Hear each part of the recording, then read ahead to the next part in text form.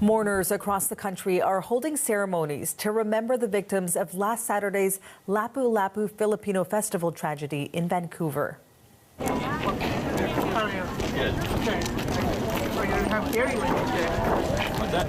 At the annual Mayflower Festival in Winnipeg yesterday, the Filipino community came together to remember the 11 people killed and the dozens more injured in that deadly car ramming attack.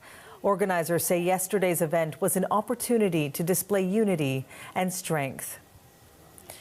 And as people across the country continue to grieve for victims of the attack, for first responders, that trauma can be especially profound. Paramedics, police, and firefighters are on the front lines, and what they see and experience can cause lasting psychological injuries. My next guest says they aren't getting the attention and care they need and that our health system has to do better. Sienko is the Chief Mental Health Officer and CEO of Diversified Rehabilitation Group, and he joins us this morning from Kelowna. Thank you so much for taking the time to talk to us this morning. Good morning. Thank you for having me.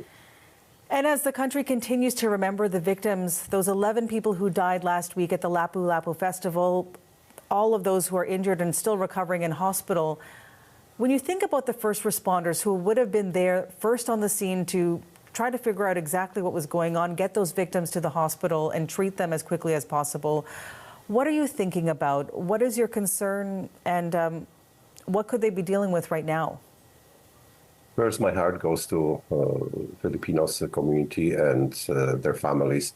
A tragic event. But when it comes to speaking for responders, it's another tragic event that they have to intervene and be there for those who need us, who need them the most. But again, it's accumulation of trauma that they have to deal with on a daily basis. Then they, in one day, see more than people would probably see most through their lives. And not being able to process this trauma or not being able to have the right services available to them cause them a significant injuries, psychological injuries.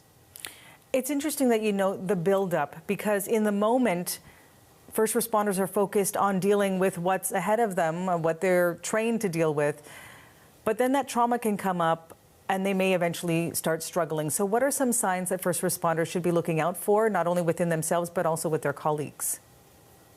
Well, usually it's that first statement, "Are you okay?" And every first responder would tell you, "Yes, I am okay." But they are the ones that frequently are dealing with a lot of shame and guilt within, because they signed up to protect people, and rarely they would say that they are the one that needing help. So that self-stigma or organizational stigma contributes greatly to them suffering, and having the right resources and normalizing mental health within employment setting or within their own setting, it's frequently quite challenging.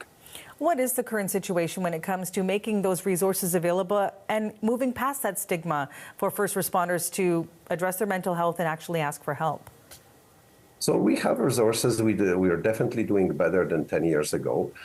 Yet currently we are still not doing a very good job when it comes to customizing those resources to first responders' needs.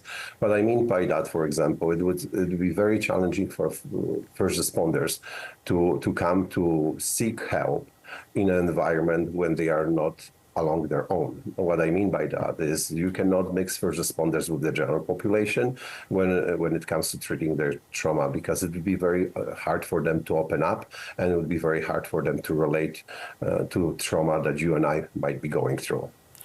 And it's not just the trauma at the scene dealing with certain events, it's also the images that continue to play, for instance, the Lapu-Lapu Festival, that not only re-traumatize families and friends of victims, but also the first responders. So is there a certain type of health support treatment specifically that you think would be best to treat their unique needs? Well, definitely those are individual treatment where we need to have culturally sensitive professionals that are able to meet first responders' needs on a daily basis. Would it be our psychologists or clinical counselors that need to have good understanding of of the culture of first responders in order to help them. And the same applies to inpatients program. Those inpatients program, again, we need to be very careful to which program we are trying to assign that first responder to go. For example, if people are dealing with addiction, then addiction programs might be a good fit. However, if the first responder is not suffering from addiction, then we should send them to programs that are only focused on trauma versus the addiction.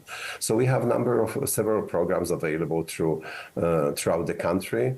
It would be very hard for me to list them. Of course, you can go to ptsdrecovery.ca to get more information about that. But it's again having the right fit for that first responder who is in need. Finally, I just want to ask you, do you think governments and employers are doing enough to help their first responders? Well, I think no. I think we need to do better. Again, we need to also understand that first responder jobs, it's not a job. This is being 24/7 on duties. Even if they go home, they carry their job with them. I'm not sure if you ever know this, but if you are first responders, you're always there for the public. So as a society, we need to do better. And again, by listening to what their needs are and being more proactive and versus reactive when it comes to addressing their needs in every possible way, whether it's on the community level, whether it's organization level. One thing that I would like to also mention that within the organization, we need to educate our leaders and also be for those leaders who are there to support first responder, to understand their needs better, and also to give them opportunity to realize that as a leaders, they are not alone, and we need to coach them how to be there for first responders. Derek Sienko, thank you so much for sharing your insight with us this morning. Derek Sienko is from Diversified Rehabilitation Group. Thank you.